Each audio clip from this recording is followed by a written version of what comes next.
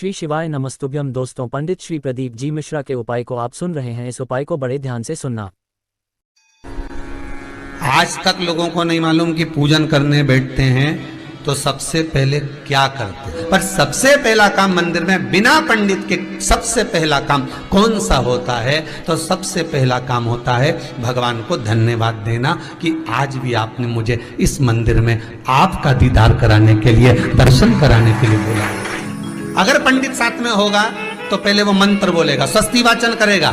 स्वस्ति वाचन करने में उसको अर्थात भगवान के लिए भी प्रसन्नता और आपके लिए भी प्रसन्नता। पर आपके पास कोई ब्राह्मण नहीं, आपको कोई स्तुति नहीं आती, आपको कोई मंत्र नहीं आता, आपको कोई साधना नहीं आती, आपको कोई तप नहीं आता, पर आप इतना तो कर सकते हो कि भगवान के मंदिर में जाकर उनको धन्यवाद दे सकते हो कि तेरी कृपा है जो मुझे चलकर यहां तक बुला लिया, 2 कदम चलाया, यहां तक बुलाया, ये तेरी कृपा है। और बड़ी कृपा करी जो डलिया भर के पूजन का सामान भी लाई, बड़ी कृपा करी जो दूध भरकर भी लाई, बड़ी कृपा करी जो कलश भरकर भी लाई।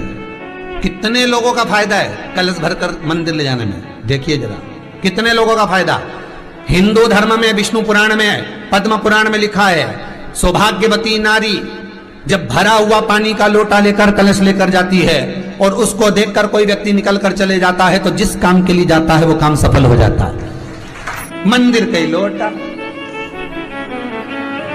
मंदिर का ही पानी, सिर पे पल्लू लेके हर हर महादेव, बस शिव जी के चढ़ा रही और इतने प्रेम से रिझा रही। अब फ्री का पानी था तो एक लोटे में मन भी नहीं माने। अरे करा तो भगवान के सम्मुख में पहुंचकर अगर आप जल का पात्र भी लेकर जा रहे हो, भरा हुआ लेकर जा रहे हो, तो कितनी प्रसन्नता की बात है।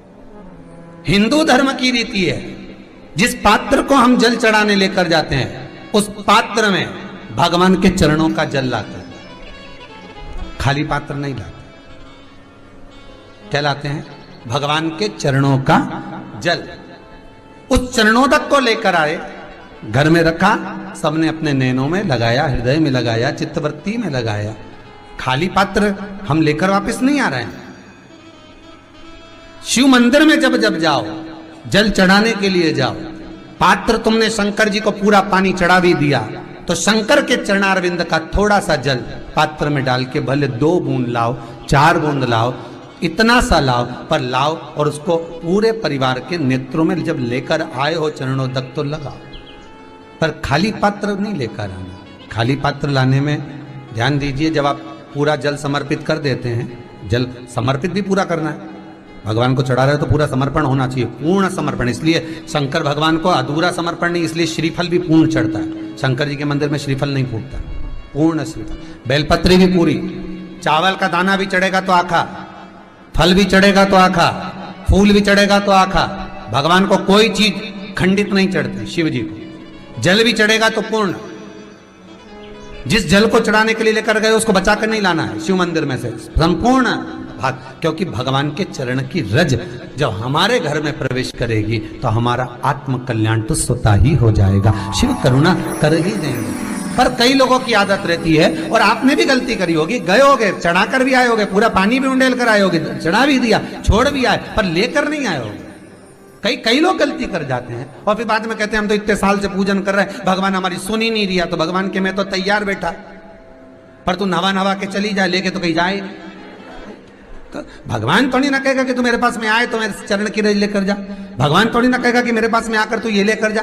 भगवान तो कहेगा मेरे पास में आया है, मांगना कुछ मत, बस मुझे जो स्नान कराया है मेरा चरणोदक लेकर जा, छीट दे पूरे घर में, संपदा भरना मेरा काम है। जहां मेरी चरण की रज पहुंच गई वहां संपदा स्वतः पहुंचती है, मैं वहां पहुंच जाता हूं।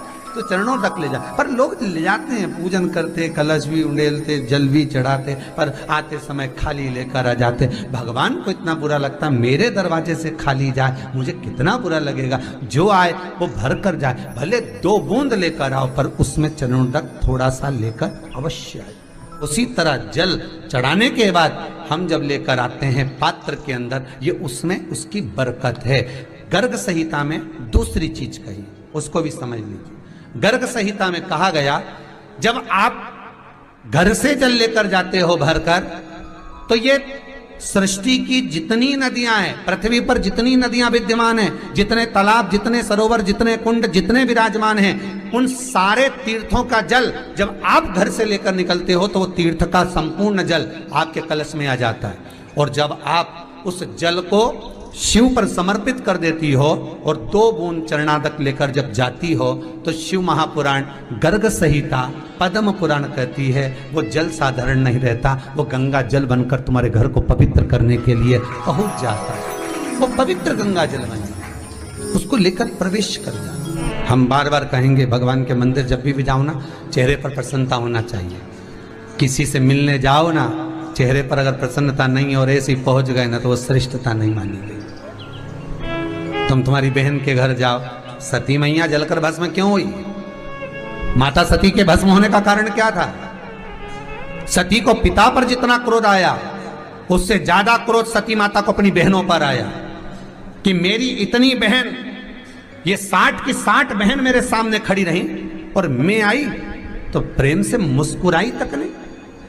आप किसी के यहाँ जाओ और कोई के यहाँ पहुंचे और जाते से ही आप उस पहुंचे और कहा जी जी राधे राधे, जय श्री कृष्णा, हर हर महादेव, श्री शिवाय नमस्तुभ्यम, ओम नमः शिवाय, आपने बोला और उसके चेहरे पर प्रसन्नता नहीं आया तो ऐसे घर में जाने से कोई फायदा है क्या? और आप किसी के यहाँ जा रहे हो तो आपके चेहरे पर भी प्रसन्नता होना चाहिए, सामने वाले को तो हो, आपके भी चेहरे पर भी। मंदिर में जब जब जाएं, गुरु के दरवाजे पर जब जब जाएं, परमात्मा के चरणारविंद में जब जब जाएं, माता पिता के चरणों में जब जाएं, घर के बुजुर्गों के पास जब जाएं तो तुम्हारे चेहरे पर प्रसन्नता होना चाहिए। भगवान को भी लगे दुख भले है इसको पर चेहरे पर प्रसन्नता है, इसको अब दुख नहीं देना क्योंकि इतना मुस्कुराकर ये मेरे मंदिर में। दोस्तों वीडियो अच्छी लगी हो तो चैनल को लाइक और सब्सक्राइब जरूर करें। हर हर महादेव।